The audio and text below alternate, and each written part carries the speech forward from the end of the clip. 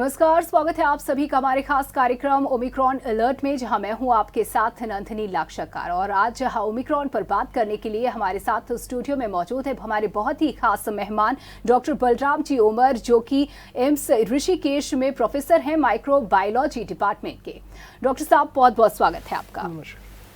तो दर्शकों, ओमिक्रॉन का खतरा लगातार बढ़ता जा रहा है। ओमिक्रॉन एक ऐसा वेरिएंट जिसके 50 से भी ज्यादा म्यूटेशंस अब तक पहचाने जा चुके हैं। बता दें कि 57 से भी ज्यादा देशों में ये वेरिएंट पहुंच चुका है और 26 नवंबर को इस वेरिएंट को सबसे पहले पहचाना गया था।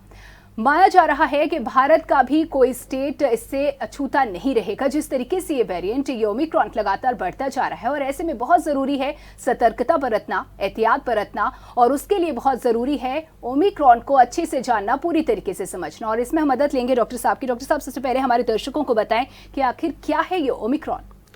ओमिक्रॉन कोरोना का एक वेरिएंट है जिसमें जो कोरोना वायरस है, कोविड-19 वायरस है, इसमें कई तरह के इसका स्वरूप है कि ये अपने आप को बदलता रहता है। जी जी। अब जो ये ओमिक्रॉन वेरिएंट आया है, ये पिछले वेरिएंट से ज़्यादा खतरनाक इसलिए कि उसकी ट्रांसमिसिबिलिटी और म्यूटेशन इतने ज़्यादा हो गए कि पिछले कोरोना से बहुत डिफरेंट है। उसने पुराने कोरोना से जो खराब वाले एंटीजेंस हैं वो म्यूटेट कर लिए हैं, जिसकी वजह से उसका संक्रमण दर का जो आकलन है वो बहुत ज़्यादा बढ़ा हुआ है, बहुत ज़्यादा बोला जा रहा है।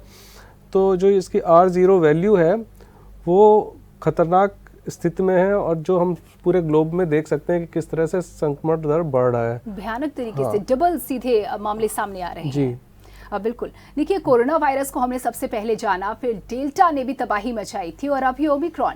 आखिर ओमिक्रॉन इन दोनों से कैसे अलग है? डेल्टा और कोरोना वायरस से क्या ओमिक्रॉन अलग है? जो डेल्टा वेरिएंट थे उसमें करीब 16 म्यूटेशन, पिछले जो थे उसमें 16 म्यूटेशन हुए थे। जो स्पाइक प्रोटीन थी उसमें 16 म्यूटेशन दिखाई पड़े थे। और जो ये ओमिक्रॉन है इसमें करीब 30 से लेकर 32 तक चेंजेस हैं और इसके साथ और 20 वेरिएशन है जो करीब 50 म्यूटेशन शो करते हैं, जिसकी वजह से, और ये जो म्यूटेशन है इससे उसके अंदर घुसने की क्षमता बहुत बढ़ गई है। और घुसने की क्षमता की वजह से हुआ क्या है कि उसकी ट्रांसमिसिबिलिटी भी बढ़ गई है। अब जितने ज़्यादा वायरस अंदर जाएंगे उतनी ज़्यादा संक्रमण दर होगी, उतना ज़्यादा घातक हो सकता है, पर इसकी घातक क्षमता भी का आकलन थोड़ा सा होना है। बिल्कुल, आकलन होना है। यहाँ पर आप लोगों का भी रोल बहुत इंपॉर्टेंट हम देख रहे हैं। यहाँ पर जानना जरूरी है कि वायरस को जब भी हम रिकॉग्नाइज करते हैं, चारों तरफ इसको लेकर के चुनौतियां देखी जा रही हैं, तो ऐसे में एक माइक्रोबायोलॉजिस्ट का क्या रोल होता है और इसे समझने में, जानने में, और आज के परिप्रेक्ष्य में, आज के वातावरण में? माइक्रोबायोलॉजिस्ट दो तरह के इसमें काम करता है। एक तो उसकी जाँच के लिए माइक्रोबायोलॉजिस्ट रिस्पॉन्सिबल होता है, उसका किस तरह ट्रांसमिशन हो रहा है, किस तरह चेंज हो रहा है, उसमें भी माइक्रोबायोलॉजी का काम होता है। और आजकल जो एक टेस्टिंग चल रही है जो इसको बोलते हैं नेक्स्ट जीनोम सीक्वेंसिंग या सीक्वेंसिंग जो कह रहे हैं, उसकी वजह से इसका जो वेरिएशन है वो आकलित करके पता कर सकते हैं कि ओमिक्रॉन है कि कौन सा वेरिएंट है।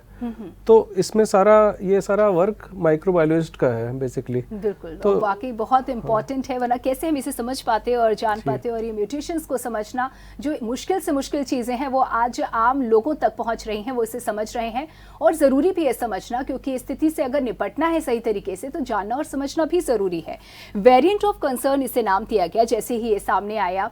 तो उस वक्त क्या ऐसी सिचुएशन थी, किस आधार पर इसे वेरिएंट ऑफ कंसर्न कहा गया, या कब कहा जाता है किसी वेरिएंट को वेरिएंट ऑफ कंसर्न? एक चीज होती है वेरिएंट ऑफ इंटरेस्ट और एक है वेरिएंट ऑफ कंसर्न। जब इंटरेस्ट मतलब चेंजेस हो रहे हैं पर उसमें बहुत ज़्यादा संक्रमण की दर नहीं बढ़ रही है, खतरनाक तरीके से वो फैल नहीं रहा है।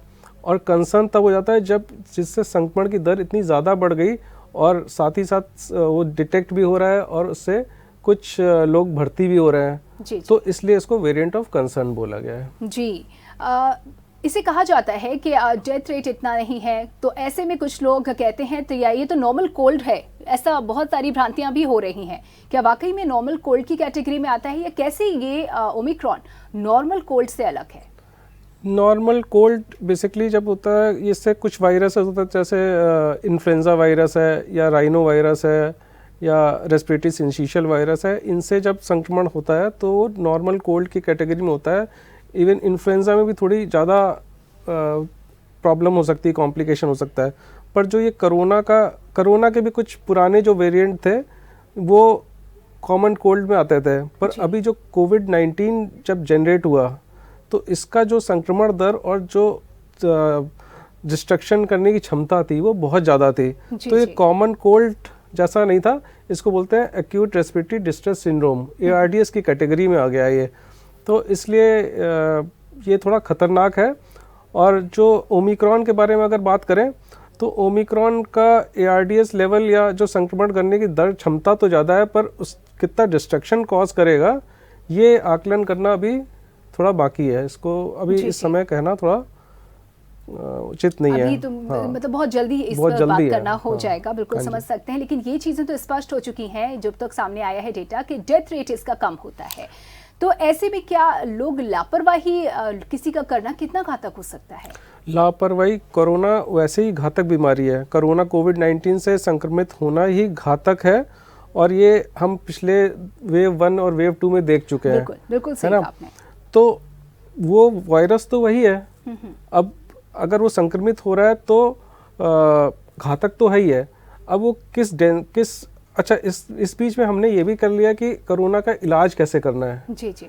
तो इस तरह एक तो बात यह है कि हम कोरोना के इलाज के बारे में कुछ चीज़ें जान गए हैं। पिछला अनुभव 2 सालों का अनुभव है। जी, पिछला अनुभव जान गए हैं। और कोरोना तो घातक है ही है और ट्रांसमिसिबिलिटी इसकी ज़्यादा है, इसलिए थोड़ा हो सकता है घातक हो या फिर हम इससे निपट लें प्रॉपर्ली। बताया जाता है कि म्यूटेशंस इसके बहुत ज़्यादा है, बहुत तेज़ी से, तो इसी वजह से ये बहुत घातक है, ये भी एक वजह दी जाती है। तो ये म्यूटेशंस का ज़्यादा होना इसे घातक आखिर कैसे बनाता है? एक स्पाइक प्रोटीन होता है। स्पाइक प्रोटीन में जो चीज़ें होती हैं वो होस्ट सेल, मतलब ह्यूमन का जो सेल होता है उससे जाके वो चिपक जाता है, ACE2 रिसेप्टर कहलाता है वो। तो जो पुराने वेरिएंट थे उसमें ये कम स्पाइक प्रोटीन में म्यूटेशन थे और जो ओमिक्रॉन में वो करीब 30 म्यूटेशन हो गए। तो इसमें अंदर ACE2 रिसेप्टर से चिपकने की क्षमता बहुत ज़्यादा बढ़ गई है जी। जिसकी वजह से ये एंटर कर रहा है। अब दूसरा क्या है, पुराने जो जैसे कुछ लोग वैक्सीनेटेड होते थे जी। अब वैक्सीनेटेड होता था तो जो वैक्सीन बनाई गई वो पुराने वाले वायरसेस से बनाई गई, स्पाइक प्रोटीन से, तो उसमें वो म्यूटेशन एग्जिस्ट नहीं कर रहे थे। तो जो वैक्सीन की वजह से जो एंटीबॉडीज़ बनती हैं वो तो है मनुष्यों में, पर जो ये म्यूटेशन वाली चीज़ें हैं वो नहीं है। इसलिए इसका एविडेंस बेस्ड मेडिसिन से या रिसर्च से पता चलेगा कि ये कितना ज़्यादा हार्म कर सकता है। जी बिल्कुल। ये यानी कि वक्त के साथ साथ जो भी इसकी परतें हैं और जानते चले जाएंगे और समझते चले जाएंगे। लेकिन जैसा कि आपने बताया कि इसका म्यूटेशन से हम सभी जान चुके हैं इसे और भी घातक बनाता है। कहा तो ये भी जा रहा है कि अगर संक्रमित की हल्की सी सांस का भी अगर आप संपर्क में आ जाएं तो भी ये संक्रमित कर सकता है सामान्य किसी इंसान को भी जो भी इसके संपर्क में आ जाए। ये कैसे होता है और इसमें कितनी सच्चाई है? ये ट्रांसमिशन हमको पहले से मालूम है कि ये मैन टू मैन कांटेक्ट में या रेस्पिरेटरी ट्रांसमिशन है। तो इसीलिए कहते हैं कि 1 मीटर की दूरी या 1.5 मीटर की दूरी बना के रखें। तो कोई भी जैसे अब इसका संक्रमण दर या पकड़ने की क्षमता ज़्यादा है जी। तो आप जैसे ही किसी संक्रमित व्यक्ति के संपर्क में आएंगे तो चांसेस है कि आप भी अपनी रेस्पिरेटरी ट्रैक्ट के थ्रू या सांस लेने के थ्रू आपको वो संक्रमण कर दे। तो सिंस इसकी R0 वैल्यू ज़्यादा है तो इसलिए इसको संक्रमण करने की दर और इन्फेक्शन के रेट बढ़ जाएंगे इससे। तो ये बात सच है कि इन्फेक्शन का रेट इसका ज़्यादा है, बहुत एहतियात रखने की ज़रूरत है। बहुत एहतियात रखने की ज़रूरत है। बिल्कुल। सबसे ज़्यादा खतरा किसे है सर, ये बताएं कि बच्चों या बुजुर्गों को या क्या, क्योंकि माना जा रहा है बच्चों को ज़्यादा प्रभावित करेगा। अभी जिस तरह इसका रेट देखा जा रहा है वो संक्रमण तो सभी को करेगा, पर हाँ बुजुर्गों को बहुत ज़्यादा ध्यान रखने की ज़रूरत है क्योंकि उनकी इम्यूनिटी एक ओल्ड एज के बाद ओल्ड एज में थोड़ी कम हो जाती है जी। और बच्चों को भी थोड़ा सा एहतियात रखना पड़ेगा जो एटलीस्ट 5 साल से नीचे के हैं उनको जी। उनकी इम्यूनिटी थोड़ी सी वीक होती है, इसलिए उनको भी थोड़ा सा घर के अंदर रखें और उनसे बचा के रखें इस तरह के संक्रमित लोगों से। तो बिल्कुल देखिए, बहुत ज़रूरी है जानकारी के साथ साथ उस पर अमल भी करना। जो प्रोटोकॉल निर्धारित किए गए हैं उसका पालन करें और लगातार इस बात को मान के चलें कि संक्रमण भी ज़्यादा है ऐसा, और ऐसा नहीं है कि डेथ रेट अगर कम है तो ये खतरनाक नहीं है, ये बराबर खतरनाक है। ज़रा सी भी लापरवाही आप पर भारी पड़ सकती है। माना ये भी जा रहा है कि ओमिक्रॉन अब आ गया है, अब ये कोरोना के खात्मे की वजह बन जाएगा। इसके पीछे क्या कोई तथ्य है? क्या वाकई में कुछ आधार है? आधार ये है बेसिकली कि अब ये हम 2000 करीब 20 से ये कोरोना का स्टेज देख रहे हैं। अब वायरस का क्या टेंडेंसी होता है? वायरस का टेंडेंसी होता है कि वो अपने आप को स्टेबलाइज करता है, वो अपने आप को इस लेवल तक स्टेबलाइज कर लेता है कि वो जीवित भी रहे और कम भी हो जाए। तो वो हो सकता है ये जो वेरिएशन हो रहे हैं वो अपने स्टेबलाइजेशन के साइकिल को कंप्लीट कर रहे हैं, जिसमें अब वो कितने लोगों को संक्रमित कर रहे हैं ये तो मतलब हम इसका आकलन या इसकी भविष्यवाणी नहीं कर सकते हैं। जी। पर ये कि जितने ज़्यादा म्यूटेशन होंगे तो उतने ज़्यादा जितने बार लोगों को इन्फेक्ट करेगा उतनी तरह की एंटीबॉडी हमारे बॉडी में बन जाएगी। तो एक टाइम आएगा जब बहुत म्यूटेशन नहीं रह पाएंगे उसके पास। जी। तो और काफ़ी एंटीबॉडीज़ हमारे लार्ज पॉपुलेशन में एग्जिस्ट करेगी। तो हो सकता है वो फिर धीमे धीमे उसी कहते हैं ना, जो उतना कम संक्रमण रह जाए कि बस वो चल रहा है और हमेशा एग्जिस्ट करे। 100% कब खत्म होगा इसका भी आकलन थोड़ा सा मुश्किल है अभी इस समय कहना। देखिए, ओमिक्रॉन हो गया, डेल्टा हो गया, जो नाम दिए जा रहे हैं किसी भी वायरस को, आखिर नाम दिया जाता है तो कैसे दिया जाता है? ये किस भाषा के शब्द हैं, किसका इस्तेमाल कर रहे हैं हम? इसमें जब सीक्वेंसिंग करते हैं तो उसी के बेसिस पे इनको नाम दिए जाते हैं जी। तो और डिफरेंट, ऐसा नहीं कि डिफरेंट बॉडीज हैं वो डिफरेंट तरह के नाम देती है। जी। जैसे इसको एक नंबर दिया गया है जैसे 1.1.159। तो इसी तरह डेल्टा वाले को 162 था, 1629। तो इस तरह फिर इसी तरह के जीनोम के बेस पे उनको नाम दिए जाते हैं और कुछ लाइब्रेरी सेट करी जाती है लाइब्रेरी में उनको इस तरह के नॉमेनक्लेचर, ताकि उनको पहचाना जा सके आगे तक नंबर्स के साथ और पॉइंट्स के साथ में। और हालांकि शब्द की अगर नाम, बात की जाए नाम तो भी जैसे ग्रीक शब्द का हाँ। जी ग्रीक शब्द का ये इस्तेमाल किया गया है। मैं अपने दर्शकों को बता दूं कि जिस तरीके से अल्फा बीटा और इन सब का इस्तेमाल किया गया, इसमें से बीच में ये जो है 15th लेटर है ये, और बीच के कुछ शब्द हैं जहां न्यू या कुछ इस तरीके के मतलब निकलते हैं, जिनकी वजह से सीधे इसे ओमिक्रॉन पर हम पहुंच गए। तमाम जानकारियां हम अपने दर्शकों तक पहुंचा रहे हैं। बहुत सारे सवाल अभी बाकी हैं जिनके जवाब हम डॉक्टर साहब से लेंगे, लेकिन फिलहाल यहाँ रुकना होगा एक ब्रेक के लिए, कहीं में जाइएगा। ब्रेक के बाद आप सभी का एक बार फिर से स्वागत है। ओमिक्रॉन अलर्ट देख रहे हैं आप, जिसमें ओमिक्रॉन को हम पूरी तरह से समझ रहे हैं और आपको समझा रहे हैं, यानी कि जानकारियां आप तक पहुंचा रहे हैं। डॉक्टर साहब, जिस तरीके से लगातार हम ओमिक्रॉन को समझ रहे हैं, सबसे पहले तो ये बताएं कि एक संक्रमित अगर है कोई तो उसमें क्या कुछ लक्षण होते हैं, क्योंकि इसके संक्रमण के लक्षण भी बहुत बारीक से माने जा रहे हैं, जल्दी से पकड़ में नहीं आते हैं, तो ऐसे में जानना बहुत ज़रूरी है। जब हम सेकेंड वेव देखी थी तो हमने ये देखा था कि सबसे पहले कोई संक्रमित होता है तो उसका कभी कभी स्मेल लॉस हो जाता है जी। फिर ये देखा कि उसको थोड़ी सोर थ्रोट, गले में खराश सी शुरू हो जाती है। फिर उसके बाद सांस लेने में थोड़ी परेशानी होती है, बुखार आने लगता है, शरीर टूटने लगता है। तो ये नॉर्मल फ्लू के सिम्टम थे, जैसे इन्फ्लुएंजा में होता है उसी तरह के ऑलमोस्ट सिम्टम थे। पर जैसे ये सांस, ये स्मेल ना आना, स्मेल गायब हो जाना जी। और उसके बाद फिर सांस लेने में इतनी ज़्यादा परेशानी की ऑक्सीजन तक की ज़रूरत पड़े, तो इस पूरे सिंड्रोम को एक्यूट रेस्पिरेटरी डिस्ट्रेस सिंड्रोम बोलते हैं, ARDS बोलते हैं जी। अब इसकी भी स्कोरिंग, एक सोफा स्कोरिंग होती है जिसके पैटर्न पे इसको वो करते हैं कि किसकी सीवियरिटी कितनी है, माइल्ड है, मॉडरेट है या सीवियर है, उसके हिसाब से उसका इलाज करते हैं। राइट। अब ये जो ओमिक्रॉन वेरिएंट है तो ये उसी पैटर्न पे ही स्कोर होगा, पैटर्न उसका वही होगा, उसकी सिम्टम भी उसी तरह के होंगे करीब करीब। अभी कोई ऐसा स्पेशल कोई सिम्टम अलग तरह का ओमिक्रॉन में देखने को नहीं मिला है। अच्छा। बस ये है कि ये कह रहे हैं कि कुछ वैक्सीनेटेड में भी जो वैक्सीनेटेड पीपल हैं उनको भी हो रहा है, तो पर सिम्टम यही हो सकता है कि वो सिम्टम लेस है पर वो संक्रमित हो। संक्रमित हो सकते हैं। देखिए सिम्टम भले ही लेस हो लेकिन संक्रमित हो सकते हैं, ये चीज निकल करके सामने आई है और सिम्टम लगभग बिल्कुल वैसे ही हैं जैसे कि कोरोना वायरस में पाए गए थे, यानी कि नए सिम्टम फिलहाल तो अभी तक सामने नहीं आए हैं। अगर ये इसमें कुछ नयापन नहीं है तो क्या इलाज की प्रक्रिया भी वही है? इलाज क्या है इसका?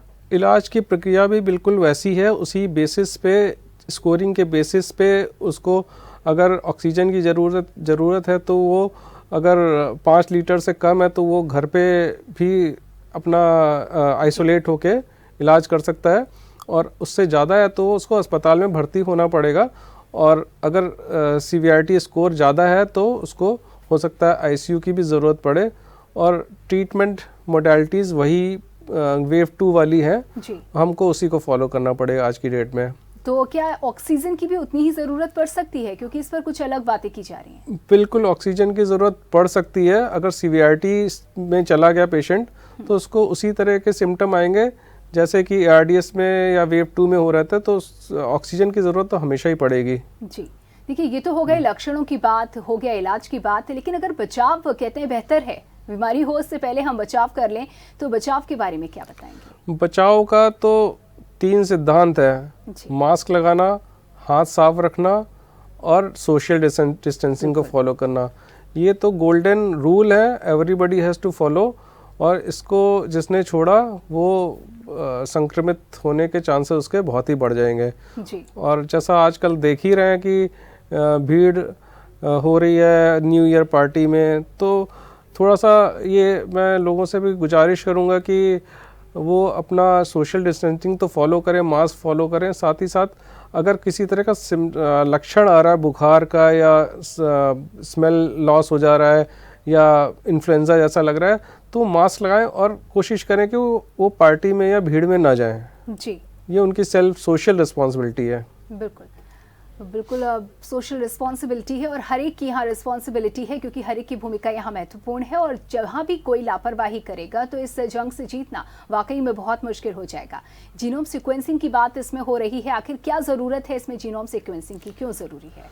अब जीनोम सीक्वेंसिंग से हमको वेरिएंट का पता चलता है, आरटीपीसीआर से तो हमको पॉजिटिव नेगेटिव का पता चल गया, पर जीनोम सीक्वेंसिंग से किस टाइप का वेरिएंट, जैसे हमने ओमिक्रॉन ढूंढा, तो ये जीनोम सीक्वेंसिंग का ही कमाल है कि जिसकी वजह से हम इतने वेरिएंट पता कर पा रहे हैं। अब ओमिक्रॉन की जीनोम सीक्वेंसिंग इसलिए करा रहे हैं ताकि जो इसकी ट्रांसमिसिबिलिटी इतनी ज़्यादा है तो केसों को तुरंत आइडेंटिफाई करके नॉन ओमिक्रॉन वेरिएंट से अलग रखा जा सके और इनको अलग से आइसोलेट करके इनको फॉलो करा सके ताकि जल्दी दूसरे लोगों को संक्रमित ना कर पाए, इसलिए इसका जीनोम सीक्वेंसिंग थोड़ा महत्वपूर्ण हो जाता है। ओमिक्रॉन को जानने को लेकर के हमारा करंट स्टेटस क्या है? कितना जान चुके हैं हम ओमिक्रॉन को, कितना अभी जानना भी ज़रूरी है? ओमिक्रॉन के बारे में तो हम स्ट्रक्चरली माइक्रोबायोलॉजिकली काफ़ी मान के चलें कि हम 90% तक जान गए हैं। जी, जी। अब जो समय के हिसाब से वो किस तरह मरीज में किस तरह प्रवेश करेगा और किस तरह की क्लिनिकल डिजीज़ प्रोड्यूस करेगा और कितना घातक होगा, इसकी स्टडी अभी थोड़ी चल रही है, और ये तभी इसका बारे में कंक्लूजन देना तभी पॉसिबल है जब वो स्टडीज़ और रिसर्चेस हमारे पास साइंटिफिक रिसर्च के बेस पे आ जाएं। बिल्कुल, जी जी। जैसे कि मैंने आपसे पूछा था कि भाई क्या ओमिक्रॉन अब कोरोना के खात्मे की वजह बनेगा, क्या इसके बाद खत्म हो जाएगा? क्योंकि लोग जानना चाहते हैं, तो आप हमारे दर्शकों को बताएं कि कोरोना क्या खत्म होने वाला है, किस ओर हम जा रहे हैं? सीधे से पूछूं तो कब खत्म होगा कोरोना? मेरे व्यू में कोरोना तो इतनी जल्दी खत्म नहीं होगा जी। हाँ, ये जितने म्यूटेशन होंगे उसके बाद ये इसके वेरिएशन जितने कम होते चले जाएंगे उसके हिसाब से ये मतलब टाइप ऑफ वेरिएशन कम होते चले जाएंगे। उस तरह एक तरह से कह लीजिए कि कोरोना घातक कम हो जाएगा। जी, घातक कम होता जाएगा। इसको भी माना जा रहा है कि ये भी उतना घातक नहीं है जितना डेल्टा वेरिएंट था, ओमिक्रॉन कम घातक है, लेकिन बावजूद इसके ये वैक्सीनेटेड लोगों को भी संक्रमित कर रहा है, तो ये कैसे कम घातक है? क्या फिर इसको क्या कहा जाएगा? अभी ये बात कहना कि कम घातक है थोड़ा सा जल्दबाजी होगी इस मामले में, क्योंकि इसकी स्पाइक प्रोटीन में जो म्यूटेशन है उसका वैक्सीन में वो उस टाइप का एंटीजन है नहीं उसकी वजह से जो एंटीबॉडीज़ बनेंगे उस तरह के नहीं होंगे, तो ये वैक्सीनेटेड पीपल को, पर्सन्स को भी हो सकता है। पर स्पाइक प्रोटीन में ये 32 म्यूटेशन है, पर जो हम लोग के इंडियन वैक्सीन्स हैं उसमें स्पाइक प्रोटीन पूरे हैं, फुल मॉलिक्यूल है जी। तो इसलिए हो सकता है कि वो हमको सेव, मतलब बचा ले जाए। तो बहुत चांसेस हैं कि हमारे इंडियन पॉपुलेशन में इतनी खतरनाक स्थिति ना हो। जी, सीटी वैल्यू की बात यहाँ पर लगातार की जाती है, हमारे दर्शकों को बताएं कि सीटी वैल्यू है क्या, इसका कम या ज्यादा होने का क्या मतलब है? ये साइकिल ऑफ थ्रेशोल्ड कहलाता है जी। साइकिल ऑफ थ्रेशोल्ड का मतलब कि अगर जैसे मान के चलिए कि अगर वायरस ज़्यादा है तो जो सीटी वैल्यू होगी वो कम में ही पॉजिटिव आ जाएगा। तो जितनी सीटी वैल्यू कम होगा मतलब उसके अंदर वायरस उतने ज़्यादा हैं। पर जैसे पहले कहते थे ना सीटी वैल्यू देख के हम इलाज करेंगे या संक्रमण दर, वो इस तरह का कोरिलेशन साइंटिफिक एविडेंस में आया नहीं। तो हम सीटी वैल्यू आज की डेट में केवल RT-PCR पॉजिटिव है कि नेगेटिव है उस पे लेते हैं। हम 35 के बाद, हम अगर 35 होती है तो हम कह देते हैं कि ये नेगेटिव है। बिल्कुल 35 कट ऑफ लेते हैं अभी आज की डेट में। जी जी। देखिए, लगातार ये बात कही जा रही है कि ओमिक्रॉन आ चुका है, ये बहुत तेजी से फैल रहा है। साथ में ये भी कहा जाता है कि चिंता की बात नहीं है, लेकिन हाँ ये भी कहा जाता है कि सावधानी बरतें। तो किस तरीके से देखने की जरूरत है ओमिक्रॉन को? ओमिक्रॉन एक म्यूटेंट वेरिएंट है इसका, और जिसकी संक्रमण दर बहुत ज़्यादा है जी। तो अब इस संक्रमण से बचने के लिए तो हमको इसको बचाव की स्थिति में ही देखना चाहिए कि भाई बच के रहना है। और बचने का तो मैंने बताया एक ही तरीका है कि मास्क लगाना, social distancing and hand hygiene cleaning, या आपको हाइजीनिक क्लीनिंग रखनी है। उतना ज़्यादा नहीं करना है जितना हमने सेकेंड वेव में किया, पर हाँ अपना बचाव तो रखना ही है।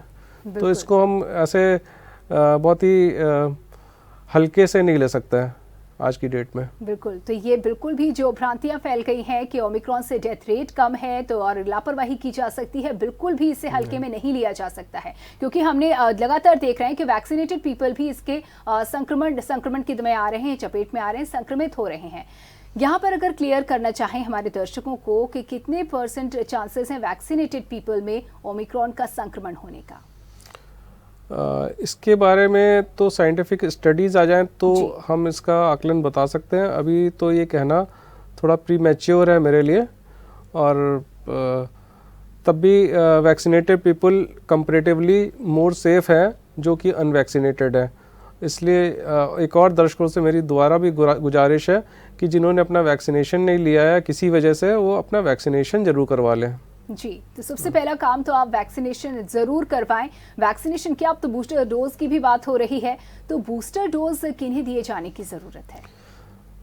अब बूस्टर डोज अभी तो सरकार ने निर्धारित किया है कि 60 ईयर्स से अबव वाले और हेल्थ केयर सेटिंग्स में जो लोग हैं, क्योंकि उनके ऑलमोस्ट हेल्थ केयर वर्कर्स को ऑलमोस्ट 1.5 साल से ज़्यादा हो गया उनको अपने प्राइमरी वैक्सीनेशन कराए हुए, तो इसलिए उनकी सेफ्टी के लिए हम एक बूस्टर ज़रूर दे सकते हैं। और बूस्टर में जो वैक्सीन बनेगी वो हो सकता है ओमिक्रॉन वाले जो एंटीजेंस हैं वो भी इंक्लूड कर लें, तो वो बूस्टर बहुत ही इफेक्टिव होगा। जी, हर्ड इम्यूनिटी को लेकर के भी बातचीत हो रही थी। अगर फिलहाल आज की बात की जाए तो भारत में हर्ड इम्यूनिटी को लेकर के क्या स्टेटस है, या दुनिया में हम कहाँ तक पहुँचे हैं हर्ड इम्यूनिटी को लेकर के? मेरे को ये ओमिक्रॉन या किसी भी कोविड-19 वायरस को लेके हर्ड इम्यूनिटी, मेरे को लगता है ये एक मिसनॉमर टर्म है। हर्ड इम्यूनिटी इस तरह के वायरस में नहीं हो सकती क्योंकि इसकी म्यूटेशन की क्षमता बहुत ज़्यादा है, और हर्ड इम्यूनिटी तो तभी पॉसिबल है जब इसमें म्यूटेशन है, लगातार म्यूटेट हो रहा है, बहुत फास्ट म्यूटेट कर रहा है, हर सेकेंड म्यूटेट कर रहा है। तो जब इतने सारे म्यूटेशन हो जाएंगे तो उसी तरह के एंटीजन चेंज होते रहेंगे, जब चेंज होते रहेंगे तो हर्ड इम्यूनिटी पूरी नहीं मिलेगी। बिल्कुल। देखिए, अगर बात कीजिए, आखिरी सवाल मैं आपसे करना चाहूँगी, भारत को ओमिक्रॉन से कितना खतरे में आप देखते हैं, या दुनिया में ओमिक्रॉन को लेकर के क्या कुछ स्थिति हो सकती है अगर लापरवाही की गई तो? बिल्कुल, लापरवाही की तो 100% खतरा है। जी जी। और अगर आपने गोल्डन रूल फॉलो किए तो कम खतरा है और वैक्सीनेटेड हुए तो और कम खतरा है। और हम भारतीयों की इम्यूनिटी थोड़ी बेटर होती है क्योंकि हम लोग कई तरह के वायरसेस से और उससे डेवलपिंग कंट्री में ऑलमोस्ट हम लोग एक्सपोज हो चुके होते हैं। और हमारे ख्याल से भारत में इसका प्रकोप कम होना चाहिए जी, पर कंपेरेटिवली बाकी फॉर डेवलप्ड कंट्री से कम होना चाहिए। जी जी। और हमारा वैक्सीन भी बहुत अच्छा है। हमारा वैक्सीन भी अच्छा है और अगर आप सावधानी बरतेंगे तो इस चुनौती से भी हम पार पा जाएंगे। लेकिन बहुत ज़रूरी है जानकारी रखना, बचाव रखना और पूरी ईमानदारी से बनाए गए नियमों का पालन करना। बहुत बहुत शुक्रिया सर इन तमाम जानकारियों के लिए। तो ओमिक्रॉन के खतरे से आप न सिर्फ खुद को बचाएं बल्कि अपने परिवार को बचाएं, क्योंकि ये करके आप पूरे देश को बचा सकते हैं। नमस्कार। Thank you.